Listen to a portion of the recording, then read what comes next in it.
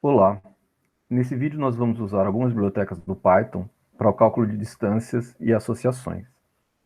Para fazer o pré-processamento da base, eu vou usar a biblioteca Category Encoders, porque para calcular distâncias a gente vai precisar transformar algumas variáveis, alguns atributos que são numéricos para alguns atributos que são categóricos para atributos que são numéricos. E como essa biblioteca Category Encoders não faz parte do ecossistema do Colab, eu comecei aqui fazendo a instalação dessa biblioteca. Essas são as bibliotecas que a gente vai usar. Nós vamos usar o Pandas para carregar e processar as bases de dados. Além disso, para desenhar os gráficos, nós vamos usar a Matplotlib e a Seaborn, que são duas bibliotecas para fazer gráficos em Python. Para fazer o escalamento multidimensional, nós vamos usar a função MDS, que faz parte do pacote sklearn. O pacote sklearn é um pacote que implementa vários algoritmos de aprendizado de máquina, e a gente vai ver outros exemplos mais para frente no curso, mas hoje em especial nós vamos usar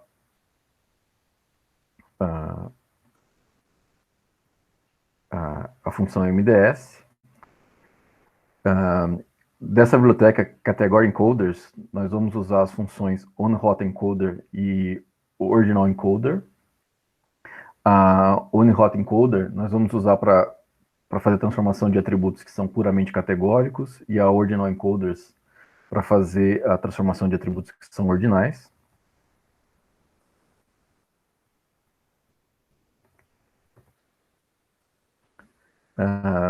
E nós vamos usar a biblioteca SciPy para fazer o cálculo de distâncias.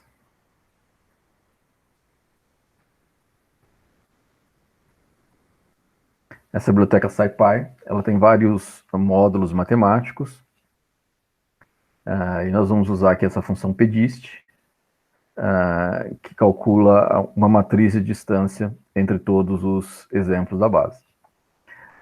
E essa função pedist ela pode ser usada com várias métricas diferentes. Então, vou começar aqui carregando a base de dados.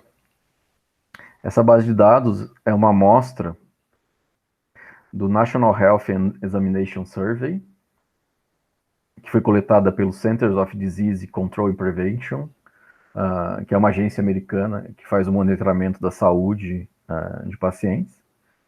Então, é uma amostra que foi coletada entre os anos fiscais 2009 e 10 e 2011 e 12.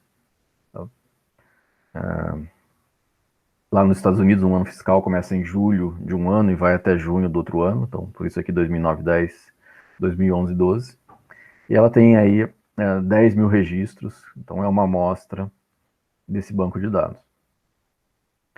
Mais informações sobre essa base estão nesse endereço, inclusive versões mais recentes dessa base de dados. Então, comecei aqui carregando a base e estou armazenando aqui dentro da variável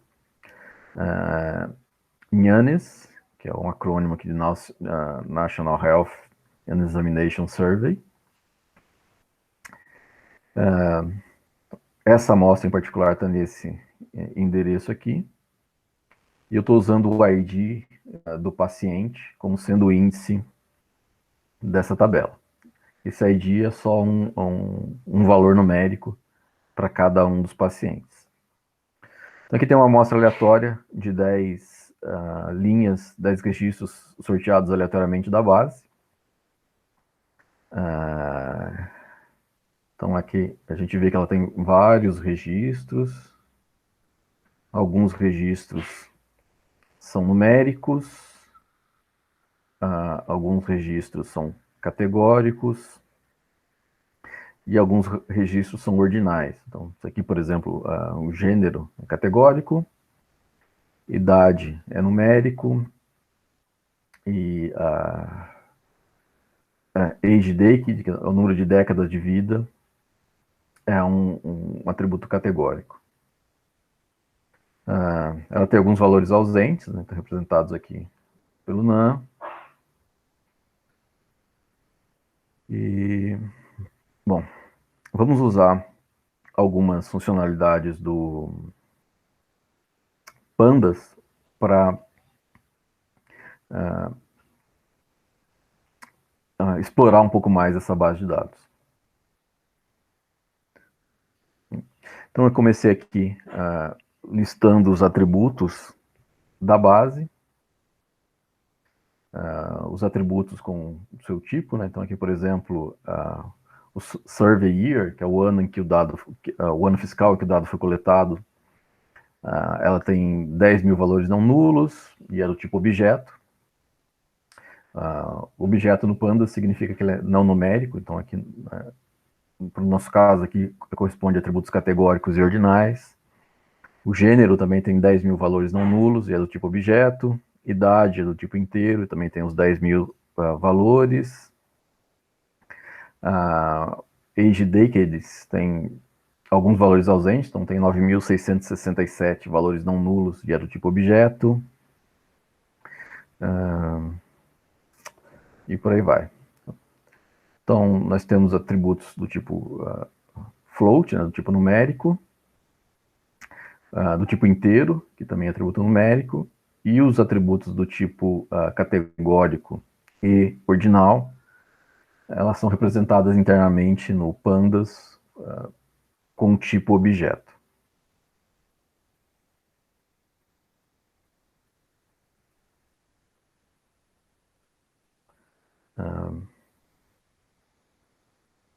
Bom, agora que eu estou usando o comando describe para listar as estatísticas descritivas das variáveis numéricas, eu estou usando o transposto aqui só para ficar mais fácil da gente visualizar. Então aqui idade, tem os 10 mil registros, a média é 36, o dígito padrão 22, o mínimo é 0 e o máximo é 80.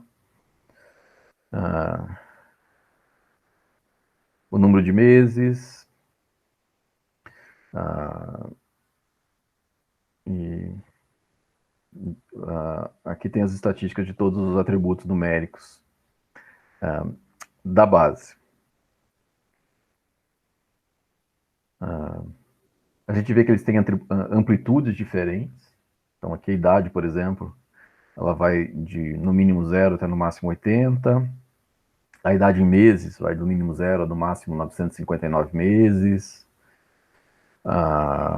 O Home Health Income, que é a renda familiar média, vai aí de 2.500 até 100 mil. Então, os atributos da base eles têm amplitudes diferentes. Olhar essa diferença de amplitude é importante, porque isso aqui é um indicativo que na hora da gente calcular a função de distância, a gente vai precisar fazer alguma normalização nos dados para não ter atributos com um peso maior na hora de calcular a distância, simplesmente por uma questão de amplitude.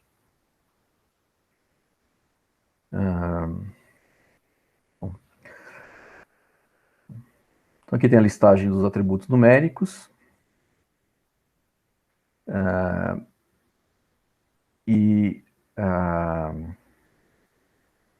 Para dar uma analisada nos atributos categóricos, eu vou usar o describe, agora com esse argumento aqui. Então, estou pedindo para incluir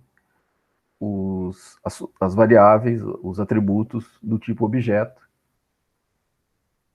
da nossa base de dados. Então, ele vai incluir aqui todos em que o dtype, aqui o tipo interno do Pandas, o tipo computacional,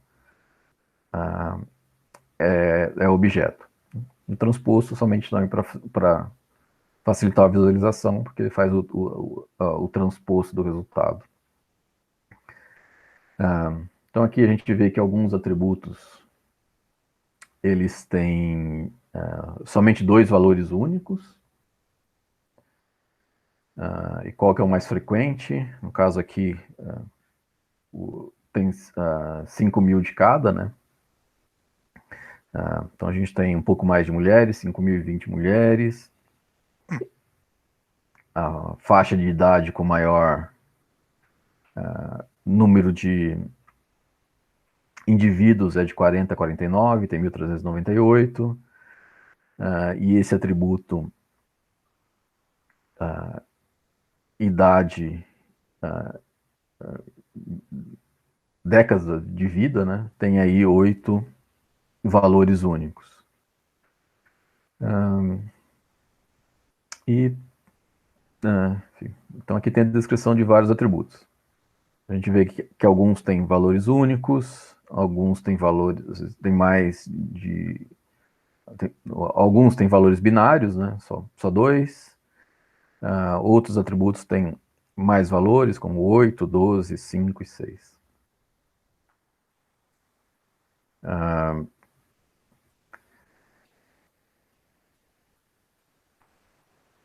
Fazendo uma análise preliminar aqui, a gente pode intuir que alguns desses atributos são puramente categóricos, por exemplo, gênero, masculino e feminino, o ano do survey 2009-10 e 2010-11, mas alguns eles podem ser ordinais. Por exemplo, a décadas de vida é claramente um atributo ordinal. A gente tem indivíduos na primeira década, de 0 a 9 anos, na segunda década, de 10 a 19, e assim vai. Para poder fazer uma conversão adequada, eu listei aqui todos os possíveis valores únicos que cada um desses atributos podem assumir. Então aqui, por exemplo, survey year pode assumir os valores 2009, 10 e 2011, 12. Gênero pode assumir os valores masculino e feminino. Décadas de vida, age decade, pode assumir os valores aqui 0 a 9, 10 a 19, 20 a 29, até os 70 a mais.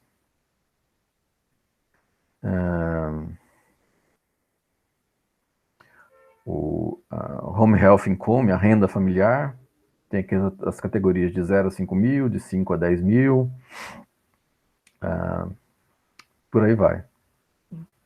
Vamos fazendo uma inspeção aqui, variável a variável, coluna a coluna, atributo a atributo dessa base, a gente consegue perceber que existem alguns atributos ordinais, como aqui age decade, education, os níveis educacionais, renda média, e entre outros aqui. E alguns são puramente binários, ou puramente categóricos, como survey year, 2 possíveis valores, gender, masculino e feminino, não tem uma relação de ordem, a raça, também não tem uma relação de ordem entre eles, são simplesmente categorias. Eu fiz uma inspeção manual, atributo por atributo, e com base nessa inspeção manual, eu separei aqui em 2 listas, onde aqui eu tenho os atributos puramente categóricos, e aqui os atributos ordinais, aqueles que as categorias têm uma relação de ordem entre eles. E para esses caras aqui, esses atributos ordinais, eu vou definir aqui manualmente um mapeamento do valor da categoria para um valor numérico. Por que eu estou fazendo essa atribuição manual aqui? É porque o Pandas ele não consegue estabelecer qual que é a relação de ordem correta entre esses valores aqui. Eles não são naturalmente ordenados. Então aqui, por exemplo, a renda familiar, né? Household income, a ordem é completamente arbitrária aqui. Então, eu preciso, como analista de dados, como no processo aqui de engenharia de atributos, nessa etapa de pré-processamento dos dados, anterior a qualquer etapa de modelagem futura, dentro dessa inspeção de dados, eu tenho aqui que fazer essa conversão e eu tenho que definir aqui explicitamente esse mapeamento, essa ordem.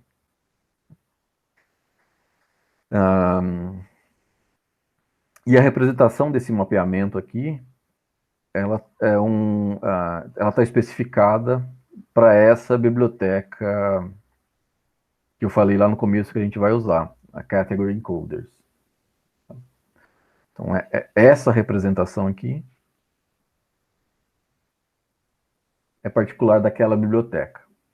Então, eu tive que ir lá olhar a documentação da biblioteca e verificar como que eu preciso informar esse mapeamento na hora de fazer o cálculo, a conversão.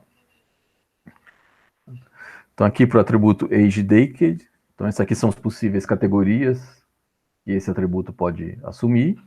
E eu estou mapeando aqui a primeira década de vida, entre 0 e 9, para o valor numérico 0. De 10 a 19 em 1, de 20 a 29 para 2. E assim por diante até os 70 a mais. Para a coluna educação, a mesma coisa. Quem fez só até o ensino fundamental, 0. Quem fez os primeiros anos do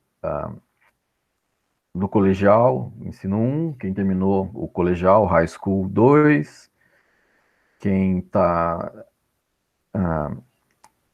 começou um college, uma universidade, mas não concluiu, 3. E quem se graduou, terminou a graduação, a escala 4. Mesma coisa para Home Health Income. O BMI, o Body Mass Index, que é o IMC, Índice de Massa Corporal.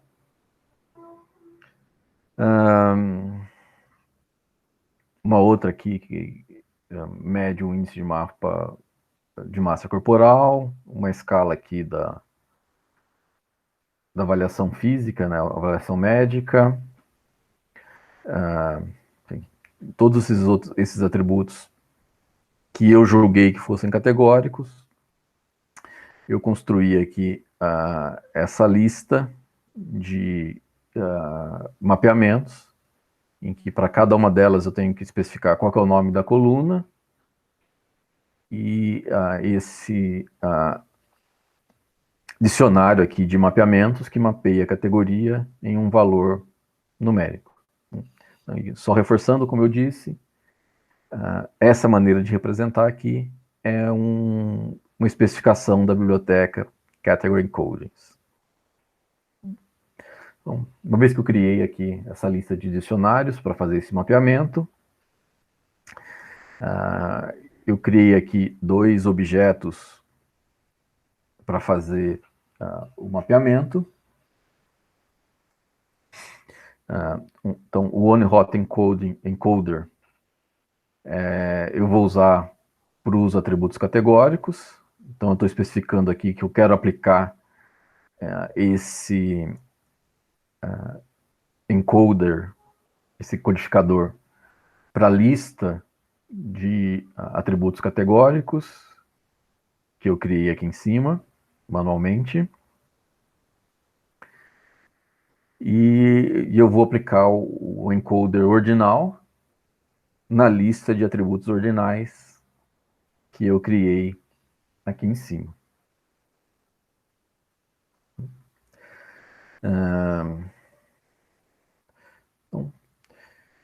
E eu vou aplicar esses caras em 2 etapas separadas, para a gente ver aqui como é que ele funciona.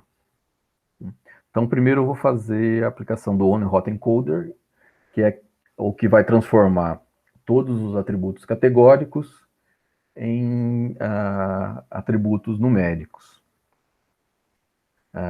E essa categorização aqui, o OneHot Encoder, ele vai criar uma nova categoria para cada um novo atributo, uma nova coluna para cada categoria que aquele atributo assume.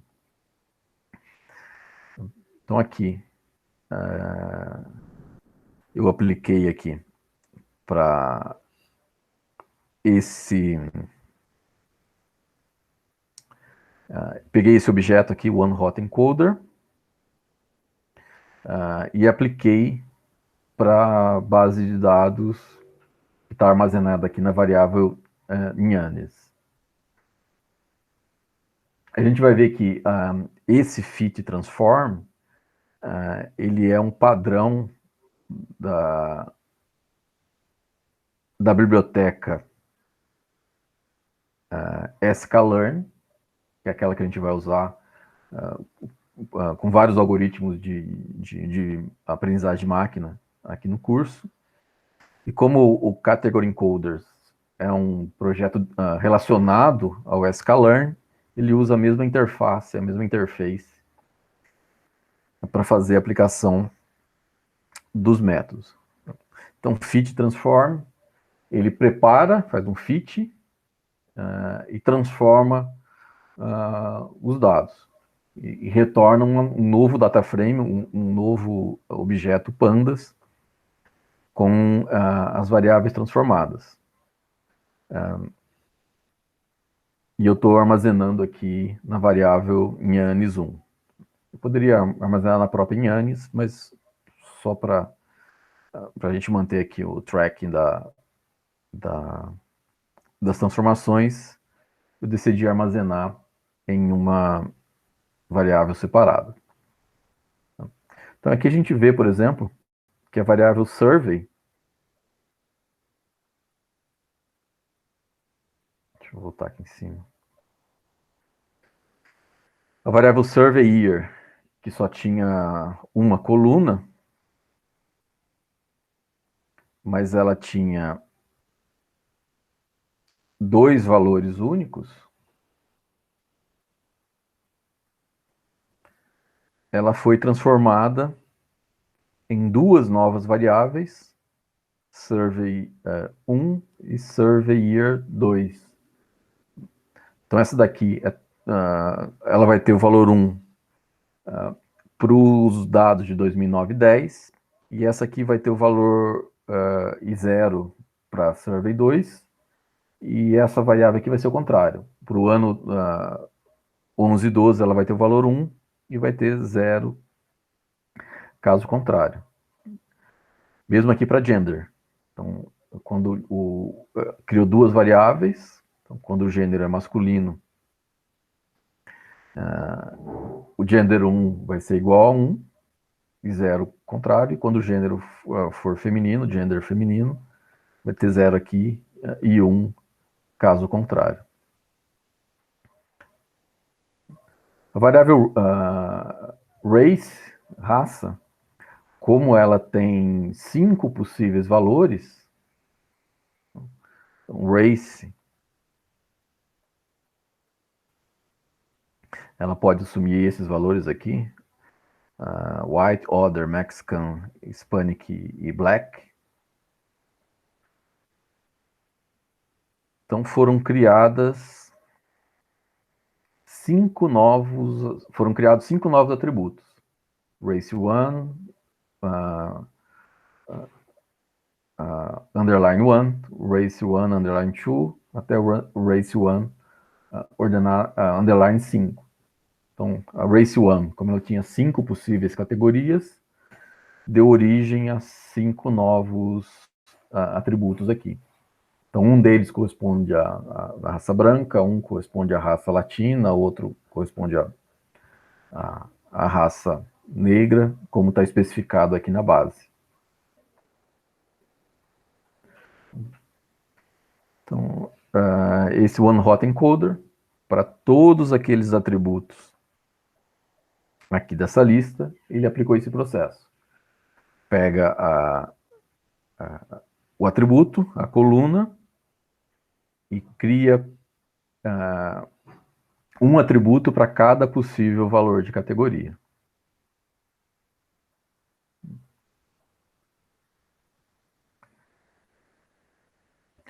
Depois que eu apliquei aqui o OneHot Encoder,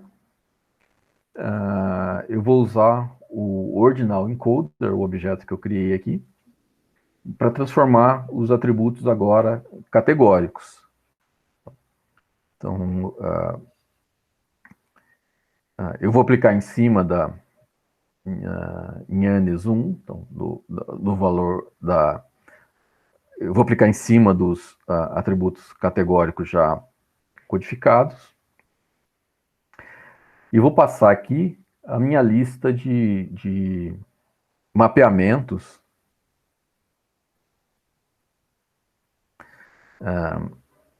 que eu criei aqui em cima. Então, ela vai usar como base isso daqui para transformar essas categorias nesse valor numérico. Então, aqui eu faço o fit transform. Eu tenho que passar aqui a base de dados e essa lista de mapeamentos. Se eu não passar aqui, ele vai gerar uma lista arbitrária e essa relação de ordem vai ser perdida. Essa relação de ordem natural vai ser perdida. E estou armazenando aqui em ANES2. Então aqui a gente vê que em ANES2, aqui o atributo age day, que é a décadas de vida, foi mapeada por um valor numérico de acordo com aquele mapeamento que eu especifiquei aqui. Então ele vai mapear quem está de 0 e 9 para o valor 0, entre 10 e 19 para o valor 1, e assim por diante.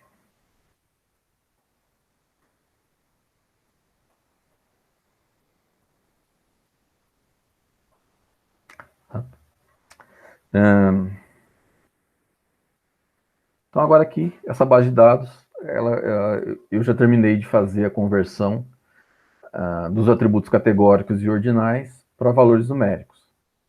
Para que eu fiz essa conversão? Para poder calcular distâncias, porque eu quero trabalhar com uma técnica aqui baseada em distâncias, e essa técnica baseada em distâncias só usa atributos numéricos.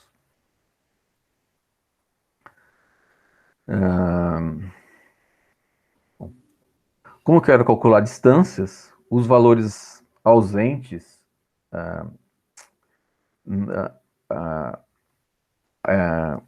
iriam atrapalhar a biblioteca que eu vou usar aqui para calcular distâncias não se dá bem com valores ausentes. E aí aqui eu usei uma estratégia simples de substituir os valores ausentes pela mediana. Poderia usar alguma outra estratégia, mas enfim, decidi usar a mediana aqui, só porque é uma solução relativamente simples. Então aqui, essa em ANES 3 tem agora todos os valores convertidos para numéricos e não tem mais nenhum valor ausente. Os valores ausentes que existiam foram preenchidos pela mediana.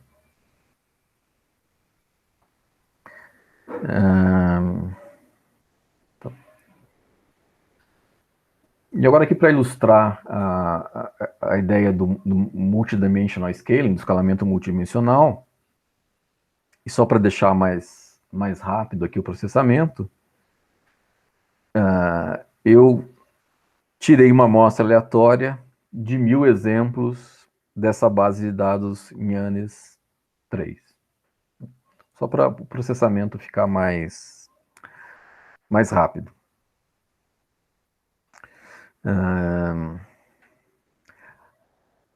Além disso, como a gente viu lá em cima, que a escala dos valores, a amplitude, é diferente para cada um dos atributos,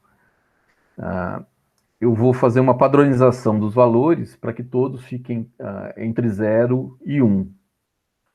Então, para fazer isso, eu vou pegar aqui cada valor, subtrair do mínimo e dividir pela diferença aqui entre o máximo e um mínimo. O Pandas, ele já faz isso coluna a coluna. Então, por isso que eu consigo fazer isso aqui só com uma linha de comando. Então aqui ele já vai fazer isso coluna a coluna. Esse sample min aqui, eu retorno o mínimo de cada coluna, o sample max, o máximo de cada coluna, e assim por diante. Além disso, só para poder, na hora que eu for desenhar, fazer um gráfico aqui para baixo, eu vou fazer esse gráfico baseado na idade. Então, só para a escala do gráfico ficar bonitinha, eu guardei aqui nessa variável maxAge o máximo da coluna idade dessa amostra. Então, isso aqui, eu só estou guardando esse valor para poder fazer uma conversão de escala lá embaixo na hora que eu for desenhar o gráfico.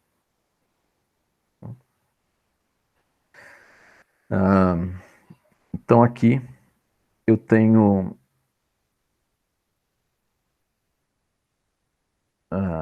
uma amostra aleatória de 1000 exemplos em que todos os valores foram escalonados entre 0 e 1. Deixa eu pegar aqui e fazer uma visualização dessa amostra aleatória. Só para a gente ver aqui essa padronização. Então, aqui estão todos os valores normalizados entre 0 e 1.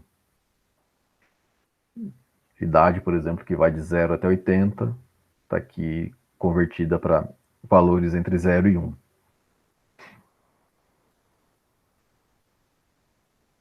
Ah, mas professor, fazer essa transformação aqui, eu estou perdendo o significado, por exemplo, do valor da variável idade.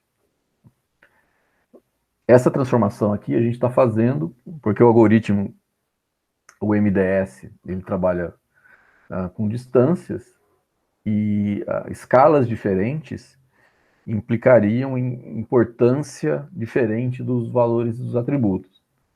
Então, isso aqui, essa perda de significância para a gente, na verdade, é uma maneira da gente não dar peso diferente para os atributos na hora de usar o algoritmo. O algoritmo são simplesmente números.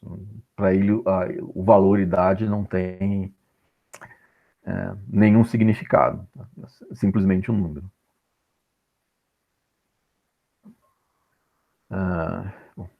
E aí, com base nessa amostra aleatória aqui de 1000 exemplos, eu vou usar essa função pedist aqui. E essa função pedist, o que ela faz é calcular a distância de todos os pares de linhas da minha base de dados.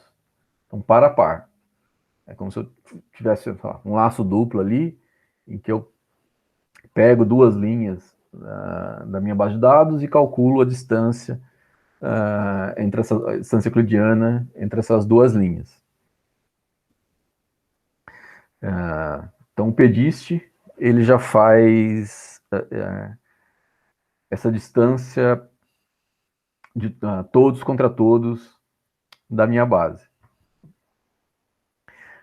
E eu posso dizer qual métrica de distância que eu quero usar.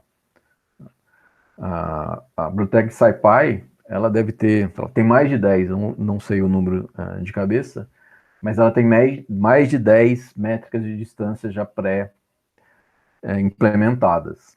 Então aqui eu estou... A distância euclidiana é a padrão,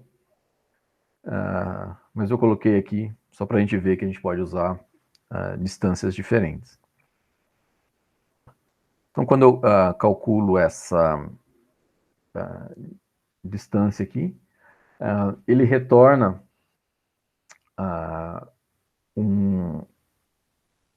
uma matriz de distância, todo mundo contra todo mundo, Só que ele retorna essa matriz de distância como uma matriz esparsa. Então, como a distância simétrica, a distância do A e B é a mesma distância de BTA, ele representa só metade dos valores. Como o algoritmo MDS, que a gente vai usar para fazer o escalamento multidimensional, ele não trabalha com essa matriz esparsa, eu estou usando aqui o Squareform, que o que ele faz é simplesmente completar a matriz. Então, ao invés de transforma de esparsa para não esparsa. Então, eu tenho uma matriz quadrada. Então, essa aqui, dist, é uma matriz de distância, que tem a distância de todo mundo contra todo mundo. Então, aqui, por exemplo, tem a representação dessa matriz. Se eu fizer aqui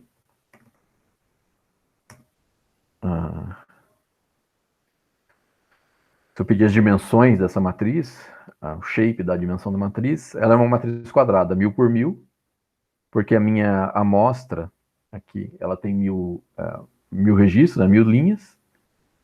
Então é uma matriz 1000 por 1000, uma matriz quadrada, que tem a distância de todo mundo contra todo mundo.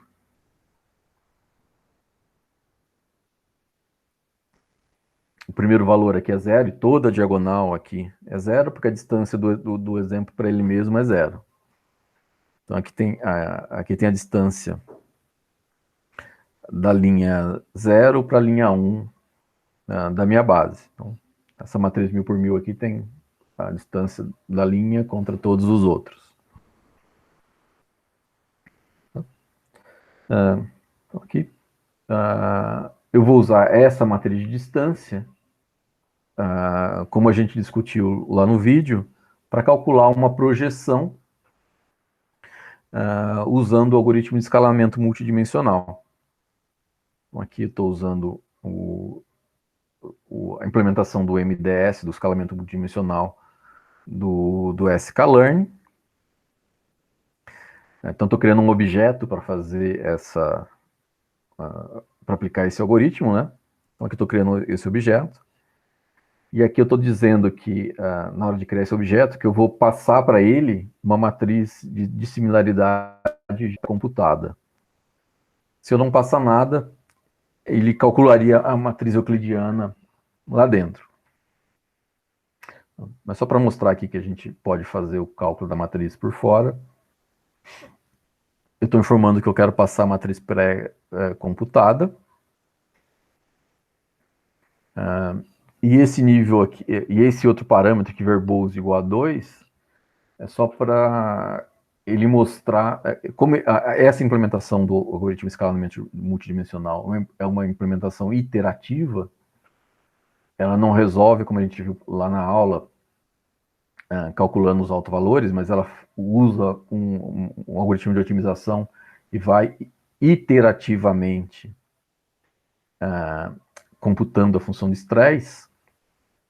Eu coloquei esse verbose igual a 2 aqui, só para a gente acompanhar o cálculo dessa função de estresse ao longo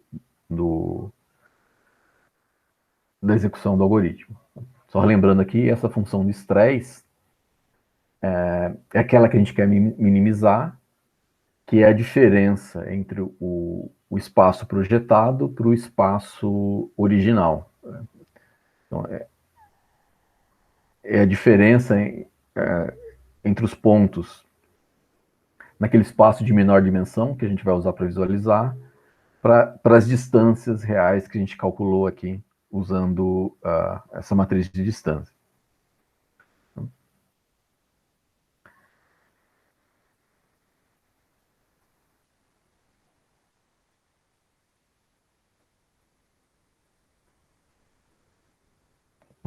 Então, uma vez que eu criei esse objeto aqui, eu vou usar aqui o fit transform. Tá vendo aqui que a interface, a chamada do método é parecida com a transformação de variáveis lá do category encoders, é a mesma assinatura do método fit transform. Então, o fit ele vai aplicar o método e já vai fazer a transformação dos dados e retornar esses dados transformados para mim. Do mesmo jeito que lá em cima a gente fazia o mapeamento e já retornava os dados transformados. E aí eu vou passar a matriz de distância que eu calculei ali em cima. Então aqui na saída, ele mostra a evolução do cálculo da função de estresse. Ele começa inicialmente com um valor alto, e aí vai diminuindo, diminuindo, diminuindo, diminuindo.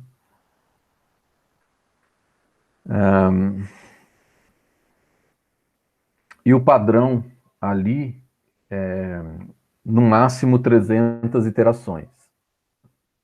Eu poderia pedir para ele tentar executar mais um pouco, mas aqui eu deixei o valor padrão. Então ele executou 300 iterações. Como esse algoritmo aqui de otimização, ele não necessariamente encontra o valor ótimo, a implementação aqui ela repete o passo algumas vezes, se eu não me engano ele repete 4 vezes, para ver com alguma inicialização diferente, para ver se ele consegue melhorar o valor do estresse aqui que ele calculou. E aí ele vai usar a projeção que ele obteve o menor valor de estresse. Então lá em cima a interação da 299 estava 1 milhão e 300, esse aqui está um pouco melhor que 1 milhão e 300, 299. E esse aqui está um pouco melhor. Então provavelmente ele pegou a 1 milhão 299 ali, como sendo a melhor delas.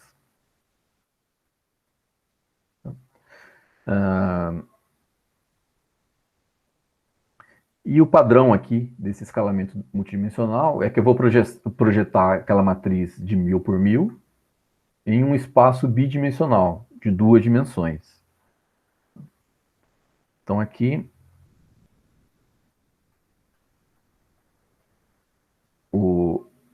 essa variável transformada aqui, ela é uma matriz 1000, ela vai ter 1000 linhas por 2 colunas, que é esse espaço projetado. E aí eu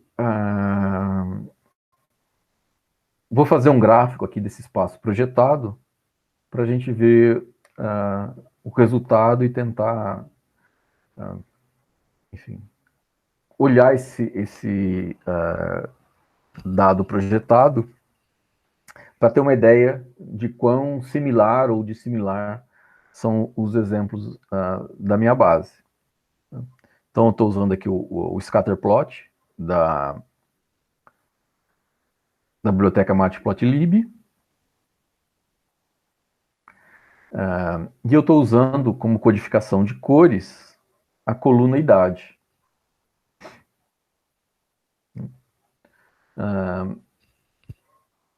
E para voltar, como a gente fez o escalonamento ali para 0 e 1, eu estou multiplicando aqui pelo max age para voltar para a escala original aqui só na hora de fazer o plot.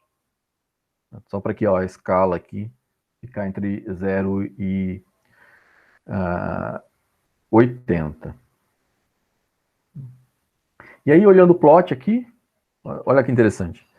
Aqui, a gente tem uma concentração dos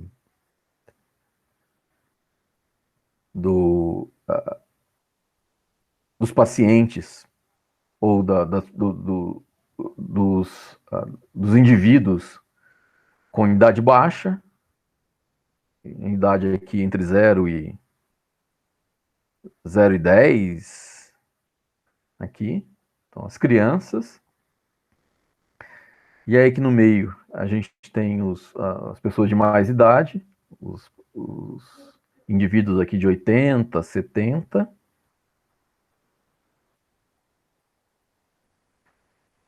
E fora aqui a gente tem os indivíduos adultos, entre 20 e 50 anos. Então aqui, nesse survey, as crianças aparecem aqui. Provavelmente alguns dos indicadores, o índice de massa corporal, estão aqui. E aí os de terceira idade estão aqui, né, os 70 a mais. E aqui os indivíduos, os adultos entre 20 e 50, 60 anos. Então, a gente vê que as crianças têm uma maior similaridade entre si. Depois aqui tem uma faixa dos mais idosos e aqui depois um outro grupo dos pacientes de meia idade. Aí eu repeti o processo usando uma métrica de distância diferente, só para ilustrar. Então, ao invés de usar a distância euclidiana, eu estou usando a distância de Manhattan, a distância City Block.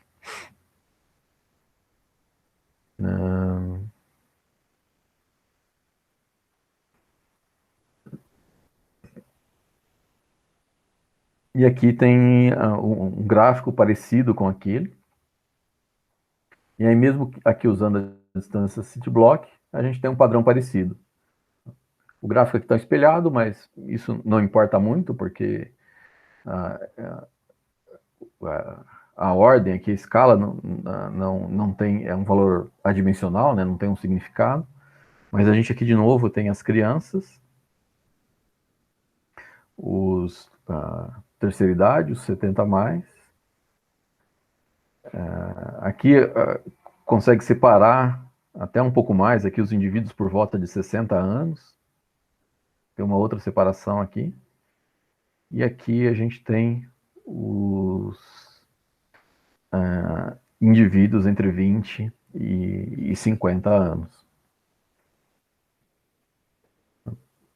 Então, nesse escalamento,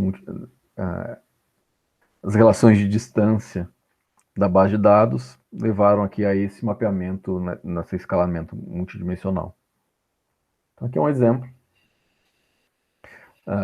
de como a gente poderia explorar o cálculo de distâncias para ter uma ideia, eventualmente, de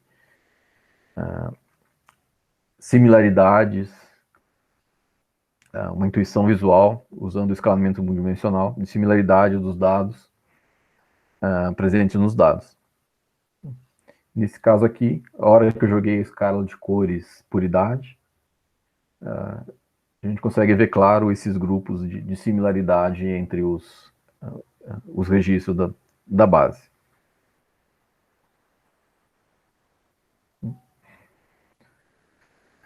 Aí eu poderia tentar usar distâncias diferentes, tentar fazer processamento dos valores ausentes de maneira diferente.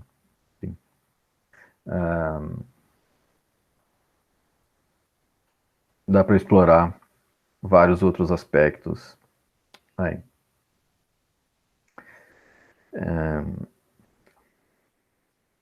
Bom, além desse cálculo de distância, a gente pode investigar também associações entre as variáveis.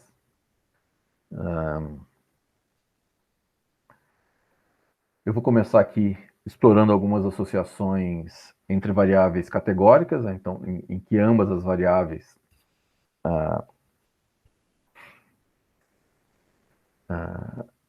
são do tipo categórico.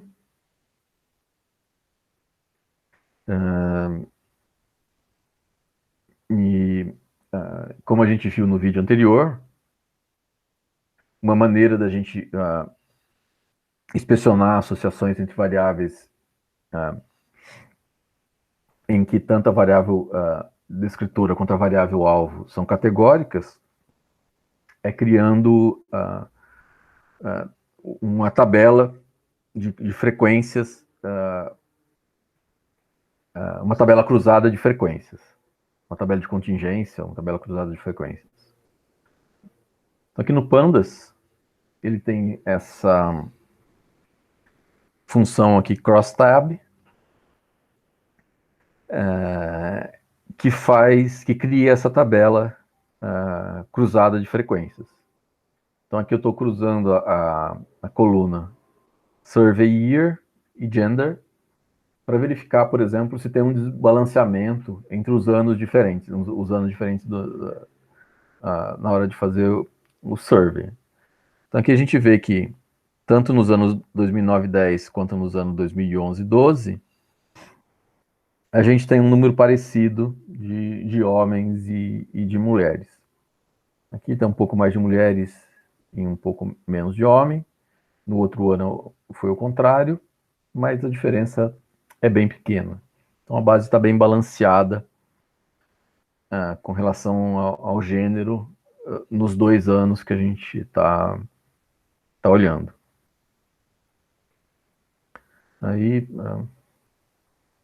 aqui eu estou vendo o relacionamento entre gênero e décadas de vida.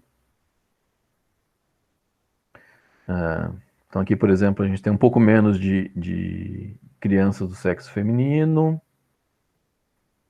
Os outros números são bem parecidos. Tem um pouco mais aqui de homens na faixa de 40 a 49, 50 a 59. E na faixa de 60 a 70 e 70 a mais, a gente tem uma representação feminina um pouco maior. Então a gente tem mais mulheres de idade aqui na base de dados. Isso poderia ser um indicativo, por exemplo, que as mulheres vivem mais e por isso tem mais representantes aqui do sexo feminino nessas faixas etárias. O relacionamento entre gênero e o consumo de maconha, marihuana.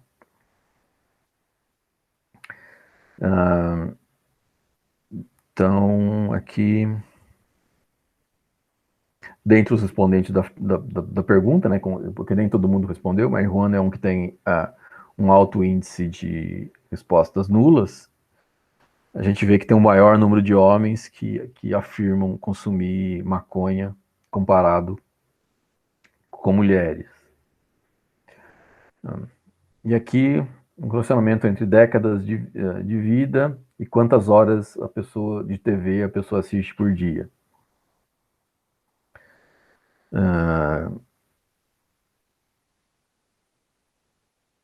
Então, aqui no grupo de 0 horas não tem muita diferença, de 0 a 1 horas tem uma concentração maior aqui entre quem tem menos de 50 anos e quem assiste mais de 4 horas de TV por dia tem uma concentração maior à medida que a idade vai passando, por exemplo.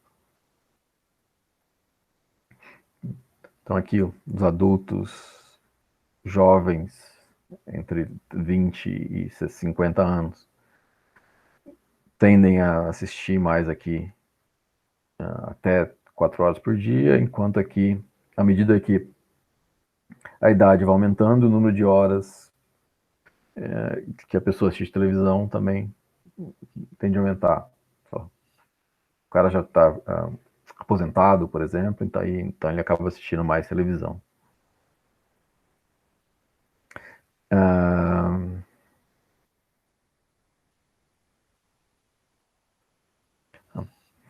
Uma outra associação, década de vida e orientação sexual.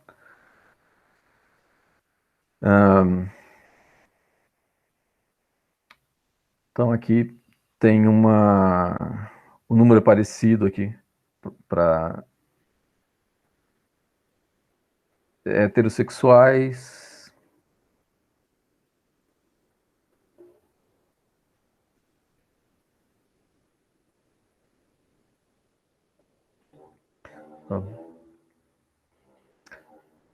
A gente não vê uma diferença muito grande entre as variáveis.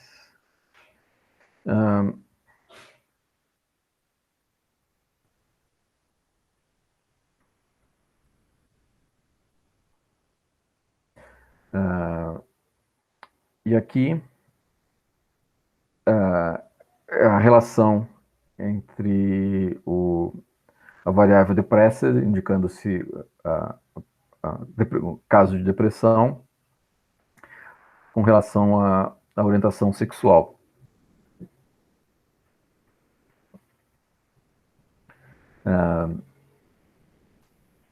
Nesse caso aqui, como tem uma predominância maior nessa categoria heterossexual, a gente poderia, ao invés de considerar a frequência absoluta, como é o caso aqui, olhar a frequência percentual, como eu estou fazendo nesse outro comando aqui. E eu estou fazendo isso normalizando por coluna. Então, aqui, ó, quando eu coloco o eixo normalize igual a 1, significa que eu estou normalize igual a 0, eu vou normalizar por linha. É por eixo. O eixo 0 é linha, o eixo 1 é coluna. O normalize igual a 1, eu vou normalizar por coluna. E aí, fazendo essa normalização, a gente vê aqui, por exemplo, que na categoria mais deprimida, most depressed, percentualmente, a orientação sexual homossexual ou bissexual tem um maior percentual dentro dessa categoria most depressed, e mesmo severe aqui,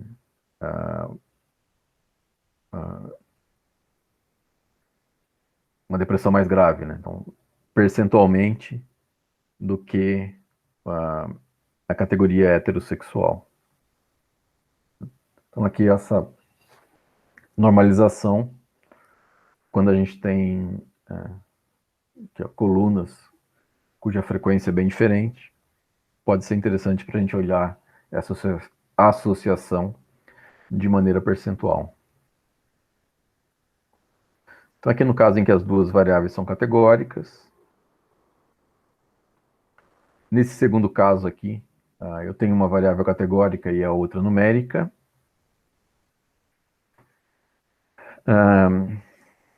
E nesse caso aqui eu estou comparando as estatísticas descritivas da variável numérica agrupada por categoria da variável categórica. Então, estou agrupando por gênero e vou olhar a variável número, nesse exemplo aqui, número de gravidezes, e vou ver as estatísticas com describe. Isso aqui pode ser, por exemplo, um teste de qualidade dos dados, um sanity check. Isso porque só pessoas do gênero feminino é que ficam grávidas. Então, se a gente tivesse aqui um valor diferente de 0 para o número de gravidezes do sexo masculino, significa que teria algum problema nos dados. Então, aqui como esperado, o número de gravidezes de homens, pessoas do sexo masculino é 0, e de mulheres a média é 3, com desvio padrão de 1,8, com mínimo de 1. Eita, o máximo de 32. Pode ser algum erro ou pode ser alguma mulher que ficou grávida 32 vezes, mas que não necessariamente teve 32 filhos, né? Ela pode ter perdido, por exemplo.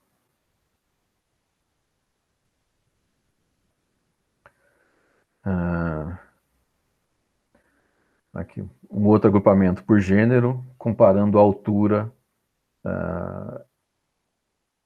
das pessoas. Então aqui, pessoas do gênero masculino, em geral, tem as estatísticas descritivas aqui de altura um pouco maior do que do sexo feminino. O mínimo aqui é parecido, mas tanto a média, a mediana e o máximo do gênero masculino são maiores. Gênero pelo índice de massa corporal, BMI, Body Mass Index. A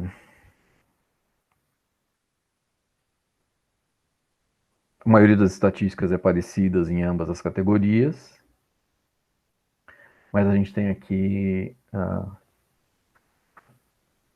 um valor máximo para um indivíduo do sexo feminino. O índice de massa corpórea estratificado pela renda familiar. E aí que a gente vê que a média é muito parecida, o desvio padrão também é relativamente parecido. A maioria das estatísticas são parecidas, independentemente da health, da renda familiar.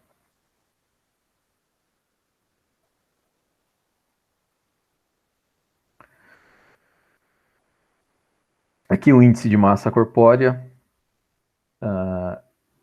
agrupado por décadas de vida. E aqui a gente vê uma tendência de quanto mais idoso, maior,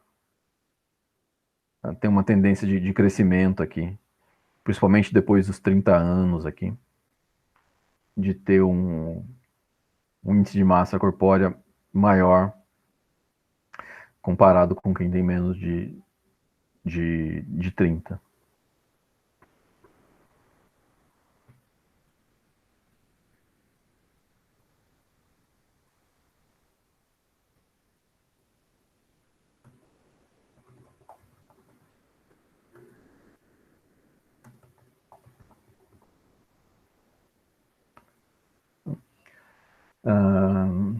E aí, finalmente, o caso numérico versus numérico, em que a gente pode calcular o valor da correlação.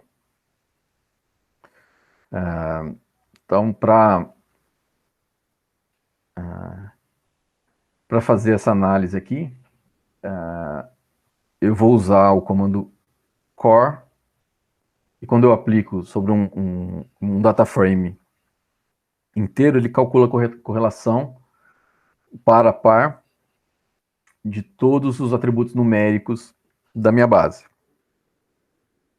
Eu poderia ter escolhido duas variáveis qualquer para calcular, mas aqui ele já faz par a par de todas as bases de dados.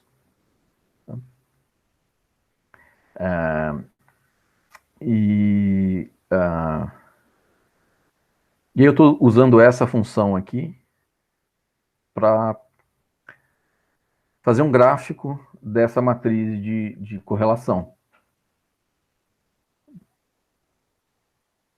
Para a gente poder ter um big picture, uma visão maior das correlações nessa base de dados. Olhando aqui, por exemplo, a gente vê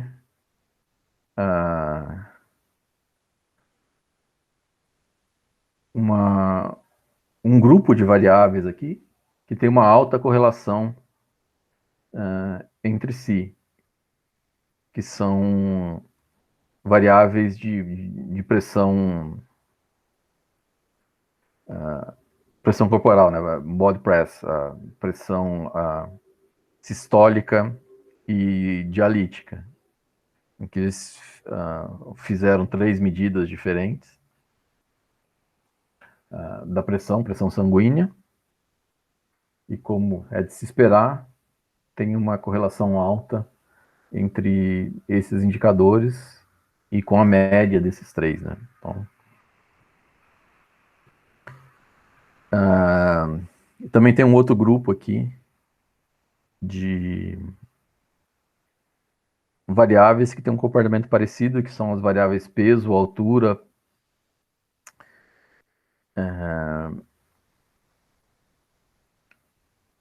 e largura, com o índice de massa corporal, BMI, Body Mass Index.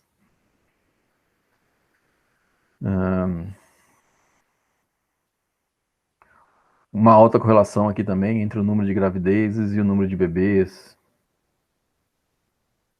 Enfim, dá pra gente ver que tem variáveis que são altamente correlacionadas entre si. E algumas que são negativamente, como essas daqui, por exemplo.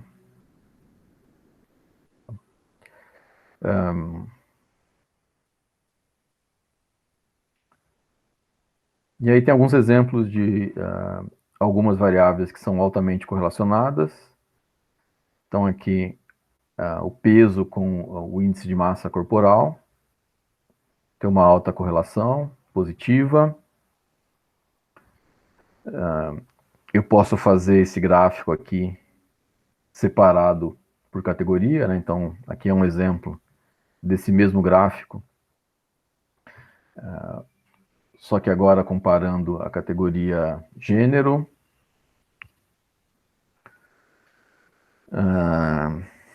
e além de codificar aqui a categoria, eu poderia, por exemplo, dividir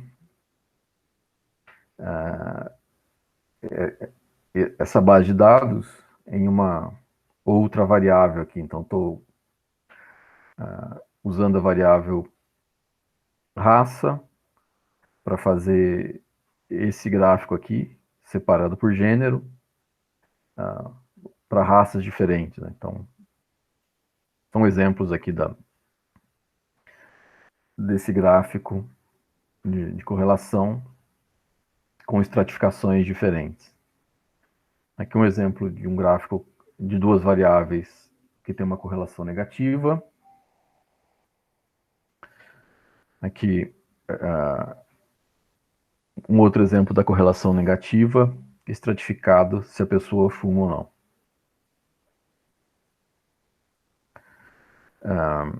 E aqui exemplos de correlação negativa, estratificado por idade. A gente vê aqui, por exemplo, que crianças entre 0 e 9 anos, essa correlação é quase zero, é menos negativa do que as demais. O ângulo aqui é quase zero, quase não tem correlação entre o colesterol e o BMI, Body Mass Index. Aqui só alguns exemplos para explorar correlação entre base usando explorar associações e correlações usando Python.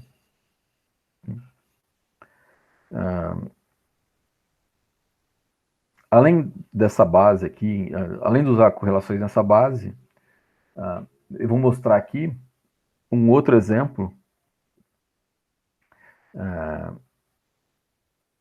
que eu usei correlações para explorar os nomes mais populares do Brasil.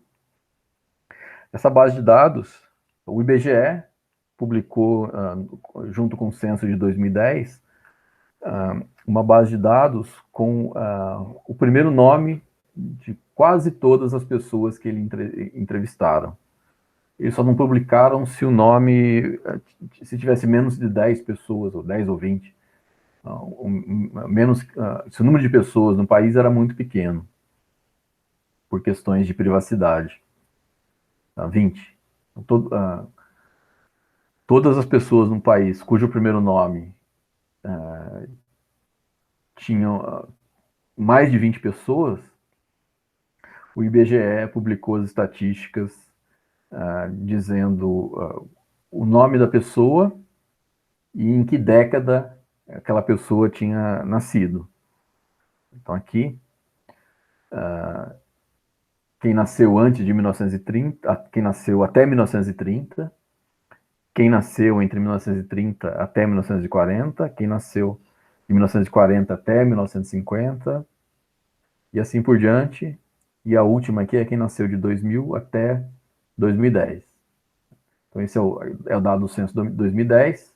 A última década que eles contaram é de quem nasceu entre 2000 e 2010. Então, todas as pessoas vivas em 2010,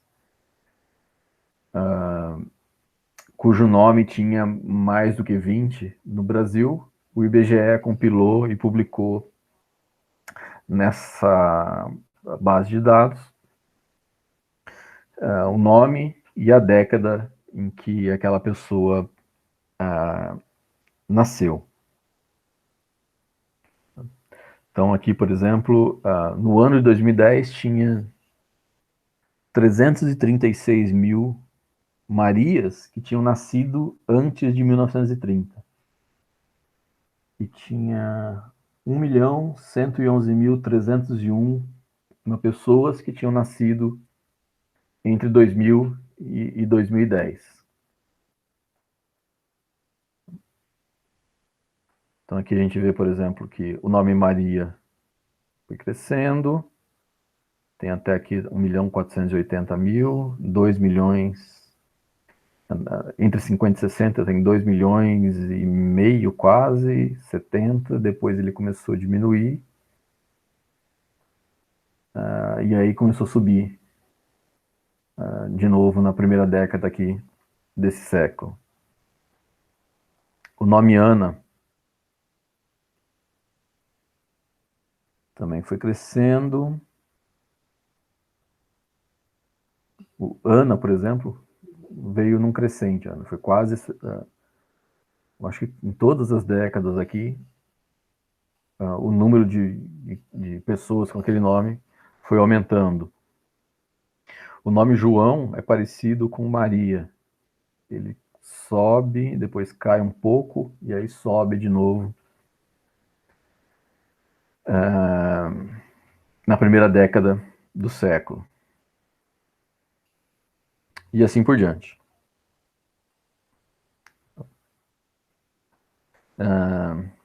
Então eu peguei essa base de dados, ela tem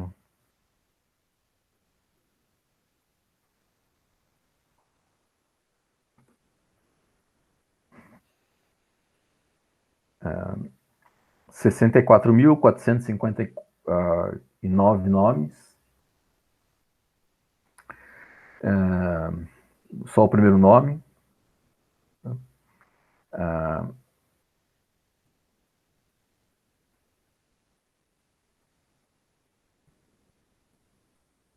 E,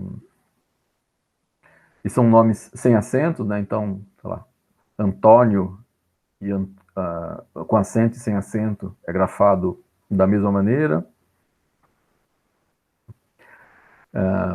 E aí o que eu fiz aqui é calcular a matriz de correlação entre as colunas.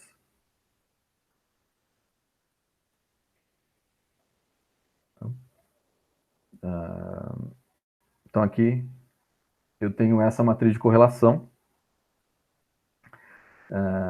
e eu estou tentando correlacionar os nomes com as décadas que as pessoas nasceram.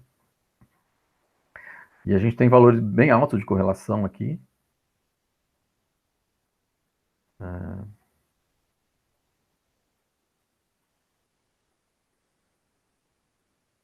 Poderia fazer o gráfico da matriz de correlação aqui, né?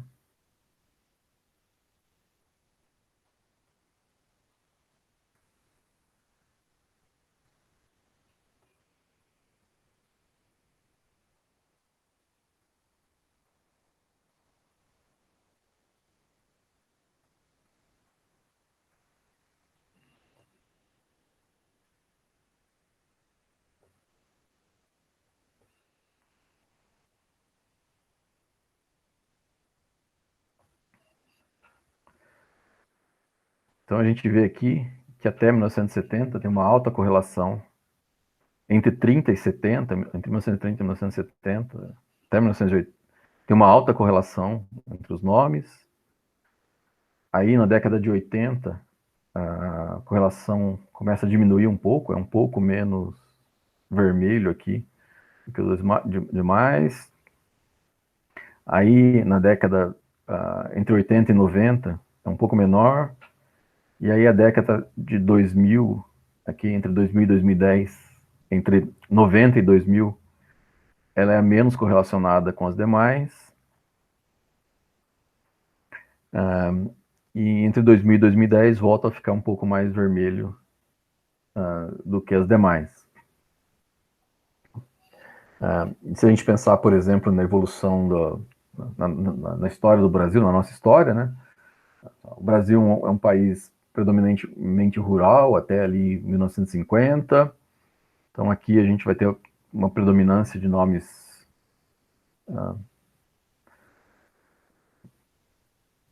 mais populares, né? Maria, João e tal.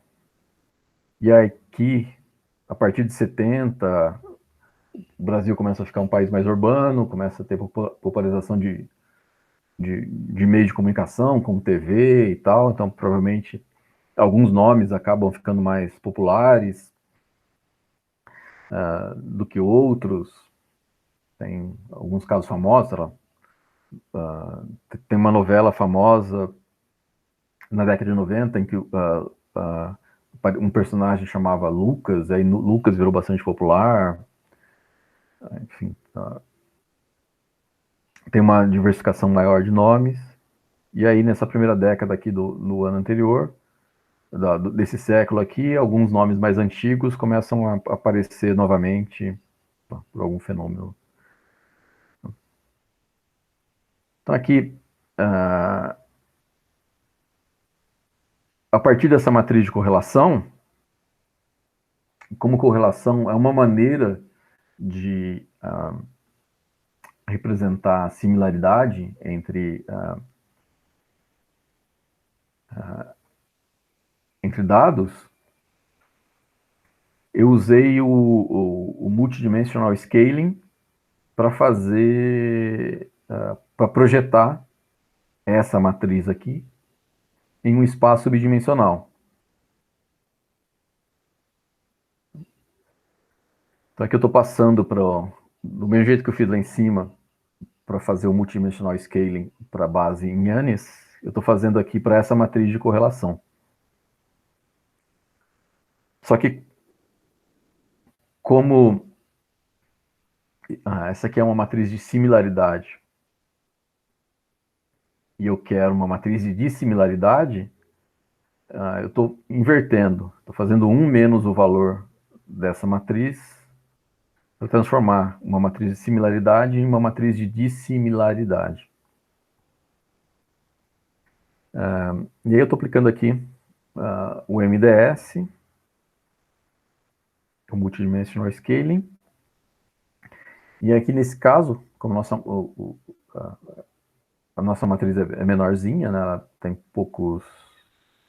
bem menos colunas que a anterior, ele nem chega a executar as 300 runs. A partir aqui da 12ª iteração ele para de melhorar e aí ele interrompe a execução.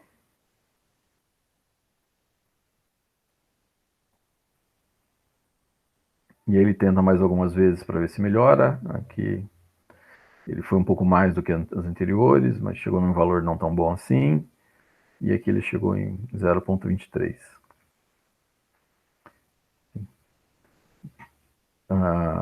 Ele calculou aqui o escalonamento multidimensional.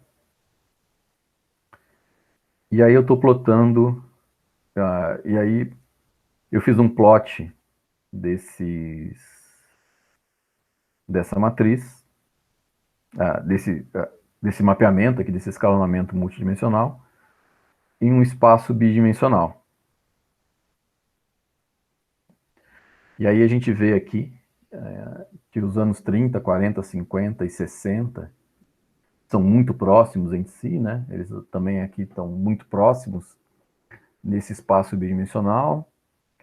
E aí vai tendo várias mudanças, a, a similaridade entre as décadas, entre os nomes nas décadas vai diminuindo, até que a gente tem aqui a década mais diferente, que é entre 90 e 2000. E aí em 2010 volta a ficar um pouco mais similar do que quando era antes dos anos, na década entre 80 e 90. Na verdade, volta mais nessa direção aqui. Né? Então, alguns nomes que eram usados lá antes da década de 60, Maria, João, entre outros nomes, começaram a ficar popular novamente. Mas mesmo assim, ainda a diversidade de nomes ainda é grande. Né? Então, a gente tem esse cara aqui em 2010.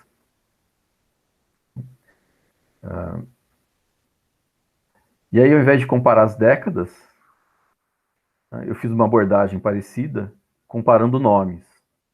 E eu peguei os 50 nomes mais populares, que são esses daqui. Então, a gente tinha 11.734.129 Marias em toda a base, somando todas as décadas. 5.754.000 Josés, 3.090.000 Anas, quase 3 milhões de João. Então, eu fiz um recorte, peguei os 50 nomes mais similares.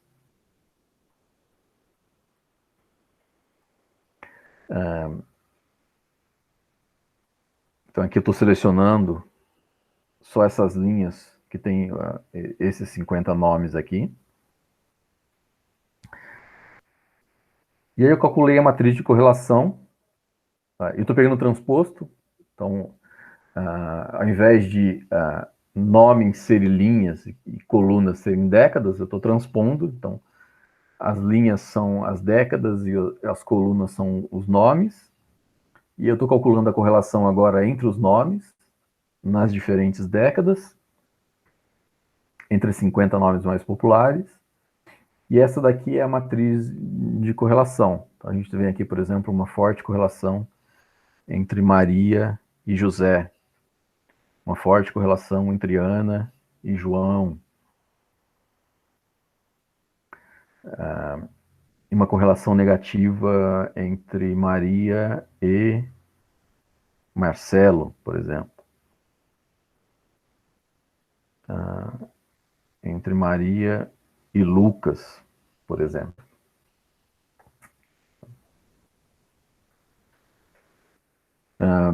Isso aqui,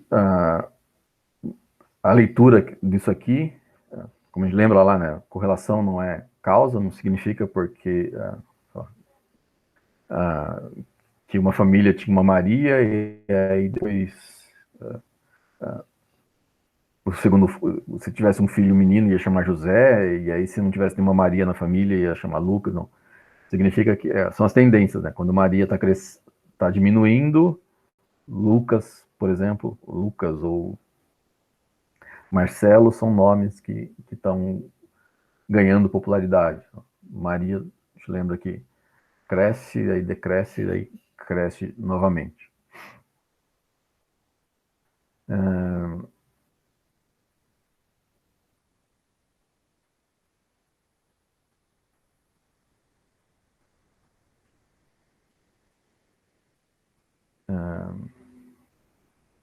Tá. E aí a gente pode ver correlação entre alguns nomes bem positivos, né? Então aqui Maria e José. Então, à medida que Maria cresce, José também cresce, o número esperado de José também cresce, né?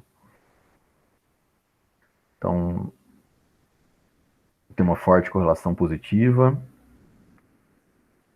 E entre Manuel e Felipe tem uma forte, tem alguma correlação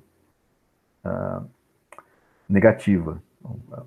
Quando Manuel estava caindo de moda, Felipe estava entrando na moda. E aí eu posso fazer, eu apliquei também o escalonamento multidimensional nessa matriz de nomes e criei um mapa de nomes parecidos entre as décadas. Então aqui, Sebastião e Manuel, então aqui nesse canto, Maria, Jorge, José, Antônio. E aqui nesse canto a gente tem Lucas, Bruno, Leonardo, Felipe, Amanda. Esse mapa aqui diz que em décadas, em certas décadas, o padrão de nomes desses aqui tende a ser comum. Então, provavelmente, se você pegar na década entre 80 e 90, vão ter muitas Amandas e Lucas, por exemplo. Muitos Gustavos e Gabriel, em alguma das décadas, eu não cheguei a explorar, mas Gustavo e Gabriel são nomes que têm um padrão de popularidade parecidos entre as décadas. Então, um outro exemplo de como a gente pode usar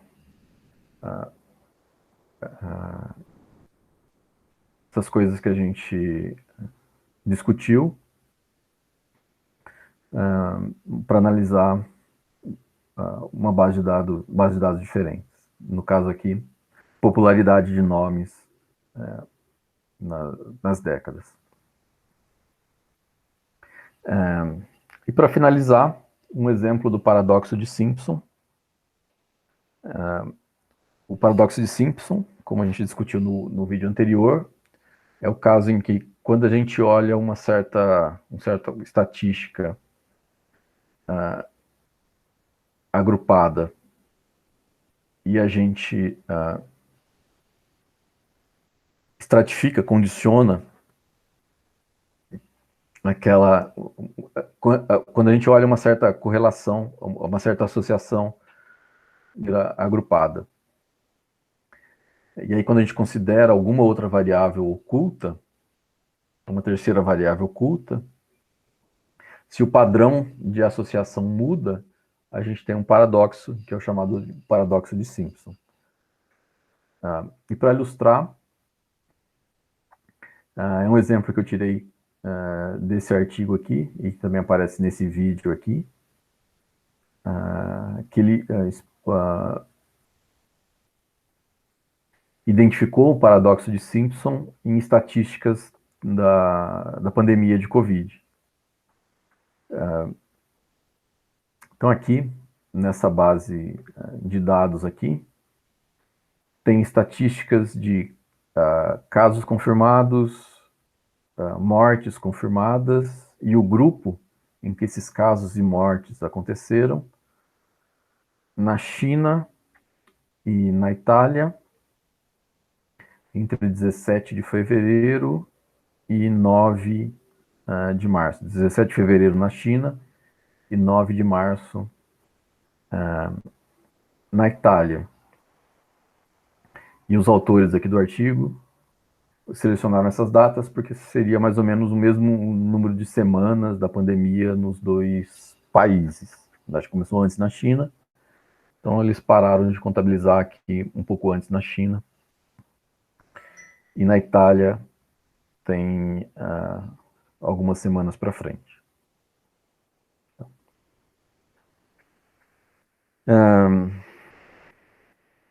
Tá. Então, o que eu fiz aqui? Eu estou calculando o valor agregado de casos confirmados e de mortes por país. Então, aqui eu agrupei por país e fiz a soma dessas variáveis.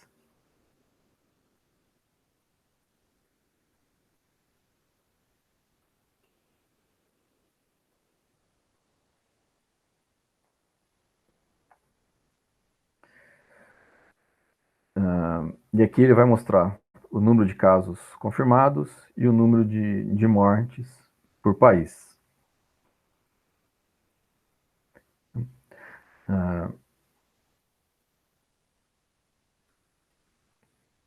Então, além de... uma vez que eu agrupei esses dados aqui e calculei a soma dessas colunas e dessas colunas por país, eu vou calcular a porcentagem de mortalidade, dividindo o valor agregado, a soma das mortes pelo número de casos confirmados, para cada um desses países. E a gente chega nesse resultado aqui. Então, na China, tem uma taxa de mortalidade, uma taxa de fatalidade aí de 2,3%.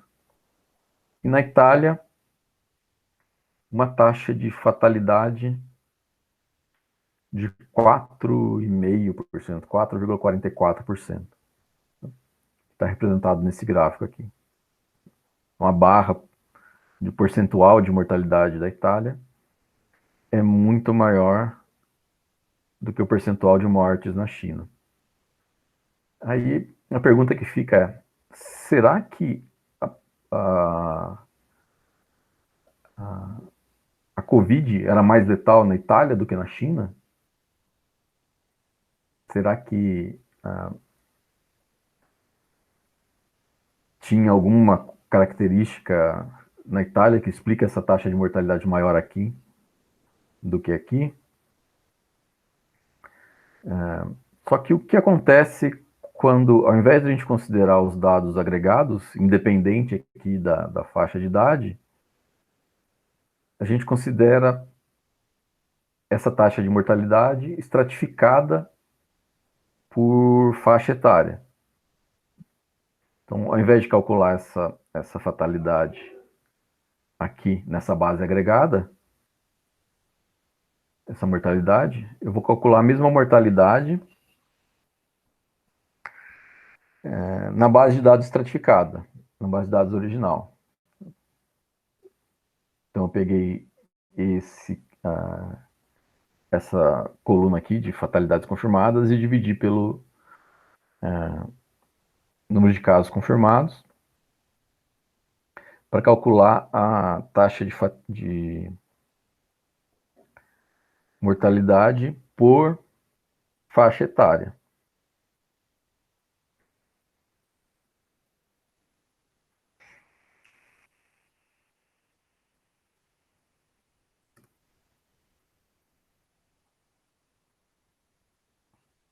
Que é essa coluna aqui.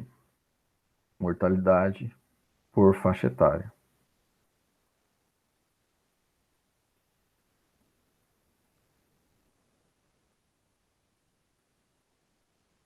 E eu vou fazer o mesmo gráfico que a gente fez aqui, só que estratificado por faixa etária. E se a gente olhar agora aqui, em todas as faixas etárias, a barra azul, o percentual de mortalidade da China é maior do que o percentual de mortes da Itália. Quer dizer, na base agregada, a mortalidade na Itália é maior do que a China. Mas na base estratificada por idade, para todas as faixas de idade, a mortalidade na China é maior do que a mortalidade na Itália. E esse aqui é um exemplo do paradoxo de Simpson. A gente considerando aqui essa estatística agregada, quando a gente estratifica pela faixa etária, a gente tem uma inversão na direção da associação. Era mais forte, tinha uma taxa de mortalidade maior aqui do que aqui, considerando a taxa agrupada. E aqui, considerando estratificado, para todas as faixas etárias, a gente tem uma maior mortalidade na China, percentualmente, comparado com a Itália.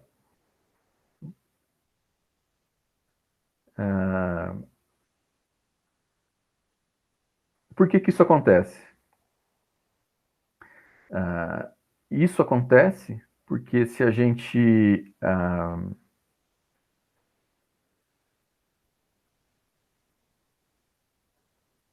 for calcular o percentual de casos dentro de cada faixa etária, que é o que eu estou calculando aqui, então estou pegando aqui o percentual, ao invés de considerar o número absoluto de casos confirmados aqui, eu estou dividindo essa coluna aqui pela soma de cada país. Então estou calculando o percentual de casos de cada uma dessas faixas etárias para China e Itália de maneira separada.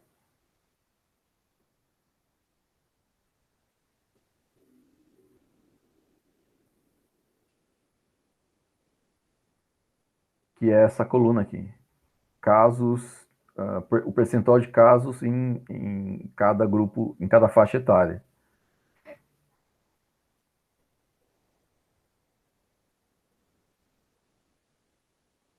Que é o que eu estou calculando aqui. Então, estou agrupando, e aí eu estou dividindo esse valor agrupado pela soma dentro daquele grupo e multiplicando por 100. Então, aqui eu tenho o percentual dentro de cada faixa etária, que é o que está representado nesse gráfico aqui. Então, na China, as faixas etárias de menor idade têm um percentual maior do que na Itália.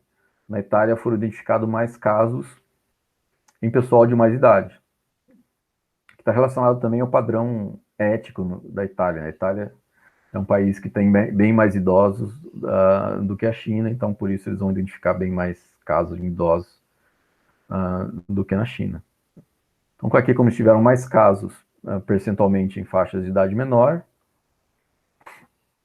a mortalidade dentro das faixas etárias de menor idade foi maior, comparado com a Itália, mas se a gente considera aqui o agregado, como a Itália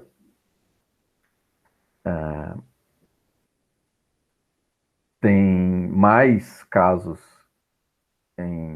na pessoas de mais idade,